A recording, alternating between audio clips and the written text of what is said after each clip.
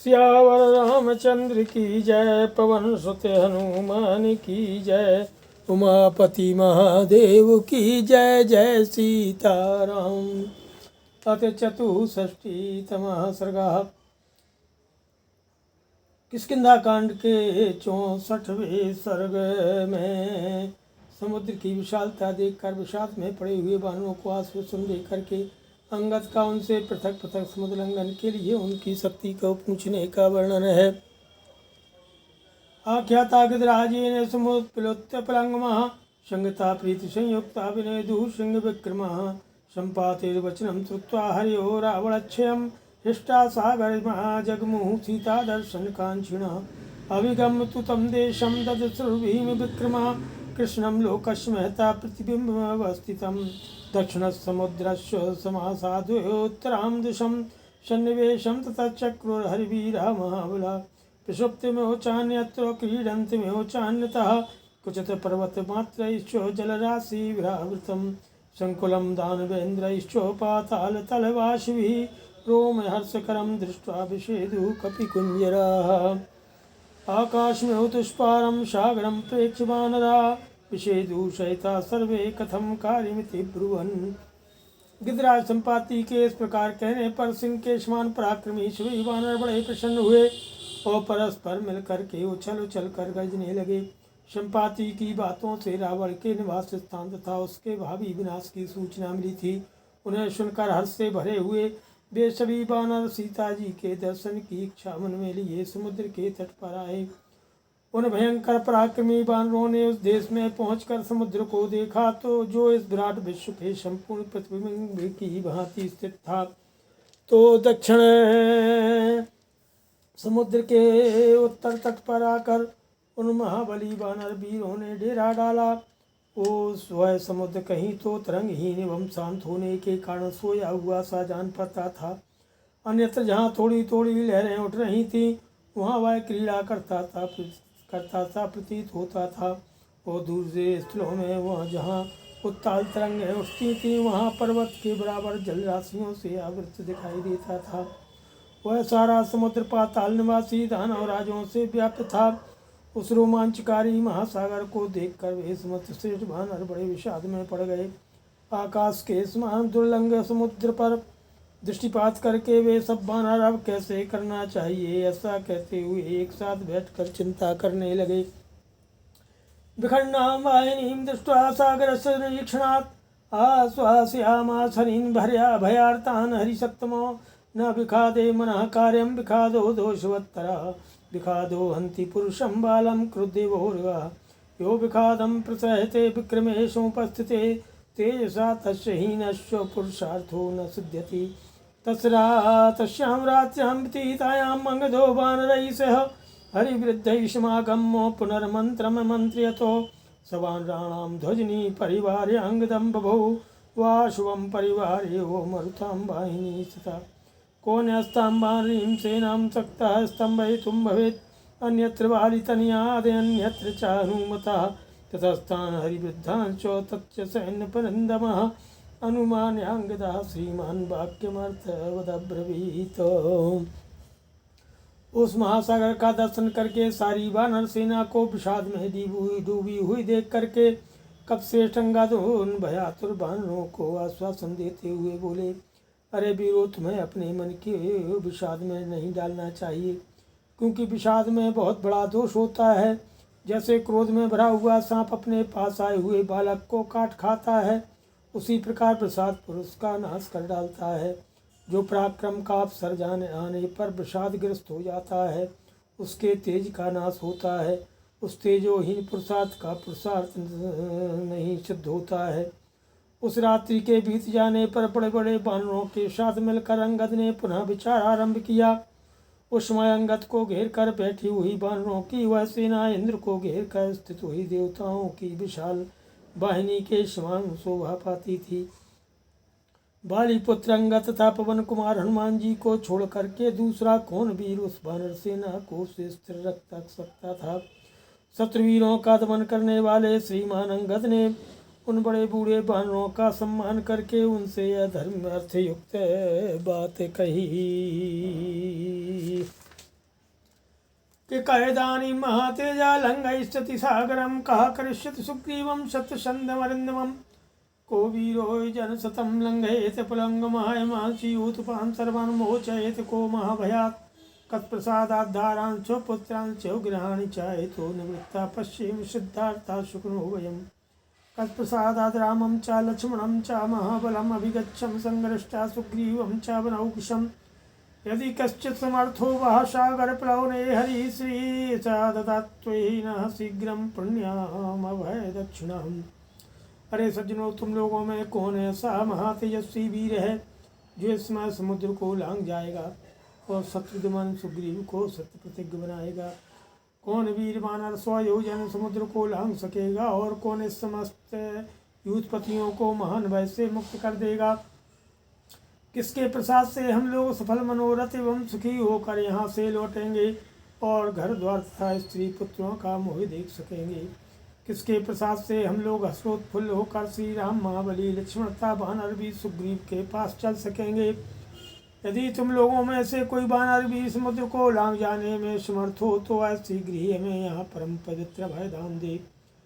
अंगदस वचः श्रुत्वा स न कश्चित् किंचिदब्रवीते स्तमिते वा भवत् सर्वासा तत्र हरिवाहिनी पुनरेवांगदः प्राह तान् हरिन् हरिषत्तमो सर्वे बलवतां श्रेष्ठा भवन्तो दिनविक्रमा। व्यपदेश कुले जाता पूजिताश्चाप्यतिवीक्षणसा नहि वो गमने संगः कदाचित् कश्चित् भवेत् ब्रुवध्वं यस्य वा या शक्तिः प्लवने प्लववर्षभा। अंगद की ये बात सुन करके कोई कुछ नहीं बोला। वह सारी वानर सेना वहाँ जड़वत स्थिर रही। तब वानर श्रेष्ठ अंगद ने पुनः उन सबसे कहा, अरे बलवानों में श्रेष्ठ वानरों, तुम सब लोग दृढ़तापूर्वक पराक्रम प्रकट करने वाले हो। तुम्हारा जन्म कलंक रहित उत्तम कुल में हुआ है, इसके लिए तुम्हारी बारंबार प्रशंसा हो चुकी है। अरे श्रेष्ठ वानरों, तुम लोगों में कभी किसी की भी गति कहीं कहीं नहीं रुकती, इसलिए समुद्र को लांघने में जिसकी जितनी शक्ति हो उसे बताओ। अथ पंचषष्टितमः सर्गः।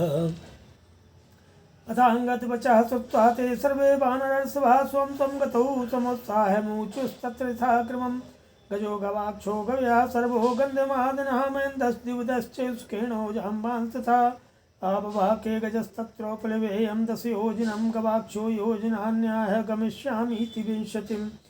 अंगद की बात सुन करके वे सभी श्रेष्ठ वानर लंबी छलांग मारने के संबंध में अपने अपने उत्साह का शक्ति का परिचय देने लगे। गज, गवाक्ष, गवाय, सरव, गंधमादन, महेंद्र, द्विविद, सुखेनो, जाम्बान, इन सब ने अपनी अपनी शक्ति का वर्णन किया। इनमें से गज ने कहा, मैं 10 योजन की छलांग मार सकता हूँ। गवाक्ष बोले, मैं 20 योजन तक चला जाऊंगा। शर्वो वानरस्तत्तु वानरांस्तानुवाच्यः 300 तु गमिष्यामि योजनानां प्लवंगमः। वृषभो वानरस्तत्तु वानरांस्तानुवाच्यः 40 गमिष्यामि योजनानां निःसंशयः। इसके बाद वहाँ सर्व नामक वानर ने उन कपिवरों से कहा, वानरों, मैं 30 योजन तक एक छलांग में चला जाऊंगा। इसके बाद कपिवर ऋषभ ने उन वानरों से कहा, मैं 40 योजन तक चला जाऊंगा, इसमें संदेह नहीं है। वानरांस्तु महातेजा ब्रवीत गंधमादनः योजनानां गमिष्यामि 50 निःसंशयः। महेन्द्रस्तु वानरस्तत्तु वानरांस्तानुवाच्यः योजनानां परं षष्टिमहं प्लवतिमुत्सहे। ततस्तत्र महातेजा द्विविधः प्रत्यभाषतो गमिष्यामि निसन्देहः सदपतिं योजनाम्यहं। सुखेनस्तु महातेजा सत्त्वान् कपिशत्वमासीतिं प्रतिजानेऽहं योजनानां पराक्रमे। तेषां कथयितं तत्र सर्वांस्तान् अनुमान्य च ततो वृद्धतमस्तेषां जाम्बान् प्रत्यभाषतो। पूर्वस्माकमप्यासीत् कश्चिद् गतिपराक्रमः ते वयं वैशापारम् अनुप्राप्ताः स्म साम्प्रतं। किन्तु नैवं गते शक्यमिदं कार्यमुपेक्षितुं यदर्थं कपिराजस्व रामस्य कृतनिश्चयौ। साम्प्रतं कालमस्माकं यः गतिस्तां निबोधतो नवतिं योजनानां तु गमिष्यामि न संशयः। तान् सर्वान् हरिश्रेष्ठान् जाम्बानिदमब्रवीत् न कलवे। तावदेवासीदिगमने स्मे पराक्रमः मया वैरोचने यज्ञे प्रभु विष्णुः सनातनः। प्रदक्षिणी कृतः पूर्वं कर्ममाणस्त्रिविक्रमम्।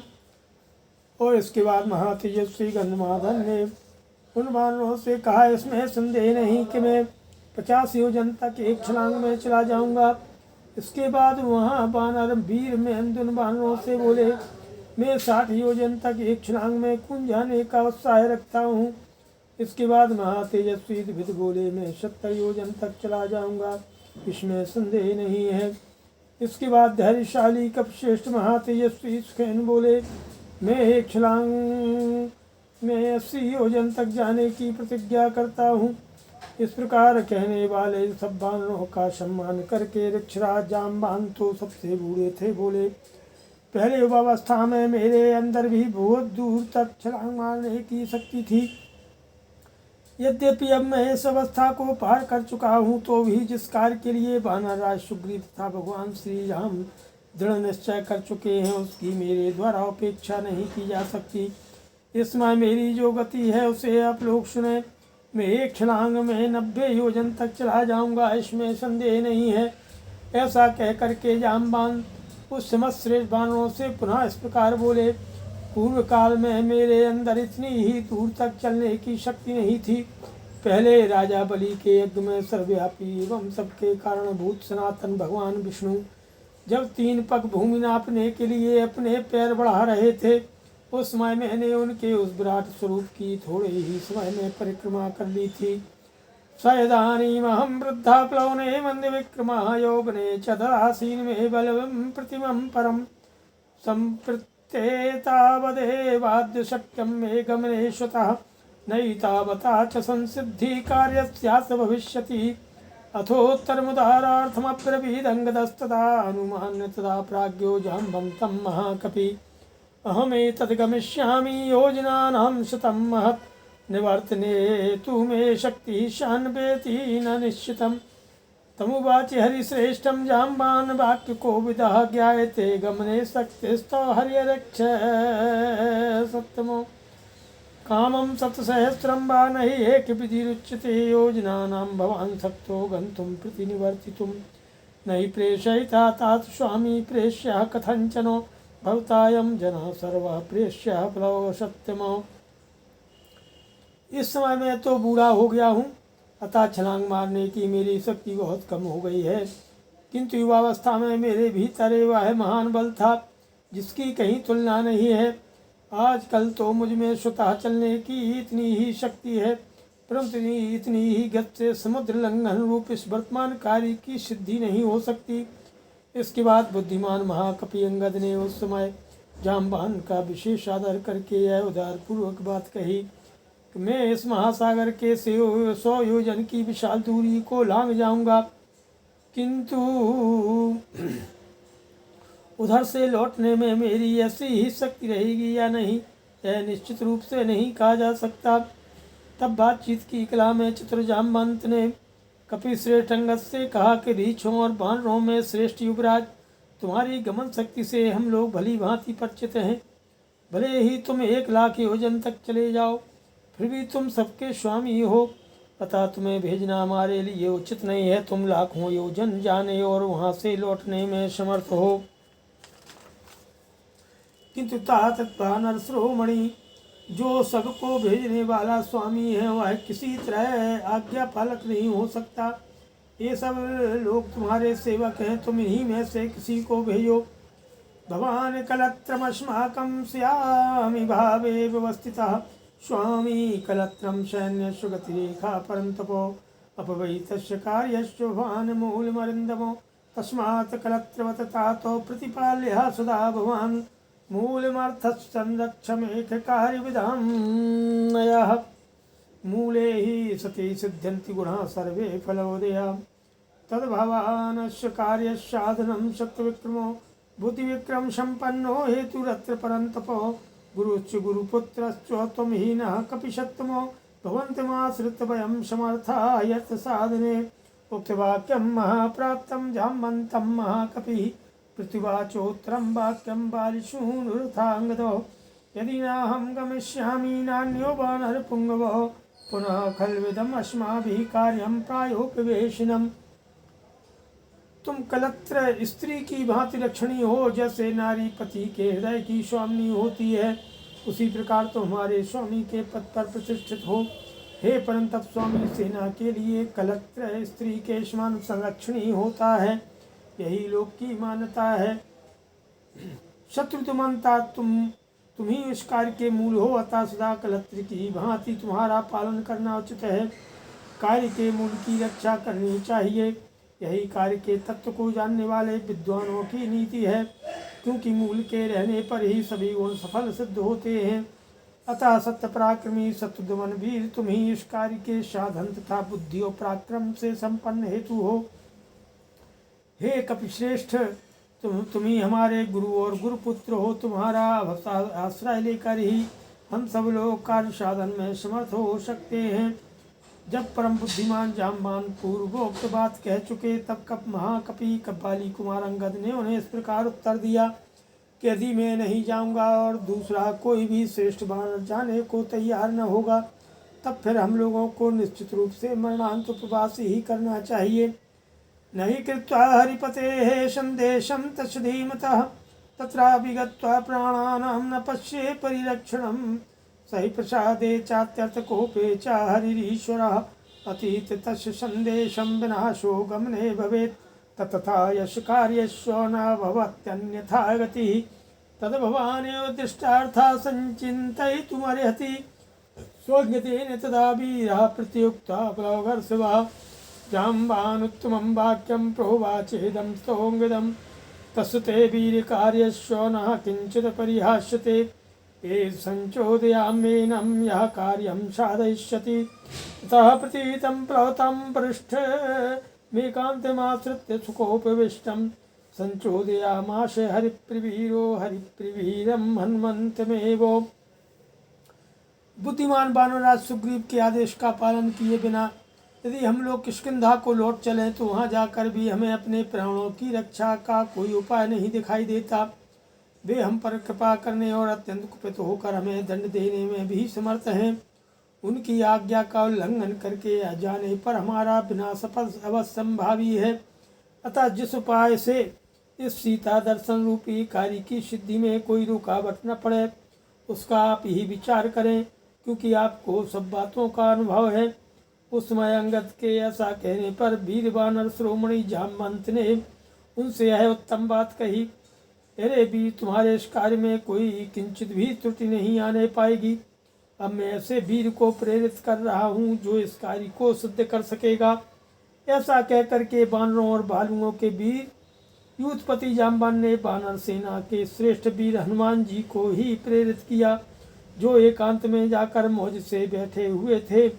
उन्हें किसी बात की चिंता नहीं थी और वे दूर तक की छलांग मारने वालों में सबसे श्रेष्ठ थे। श्रीमद् रामायण वाल्मीकि आदि काव्ये किष्किंधा खंडे सर्गो पंचषष्टितमः सर्गः।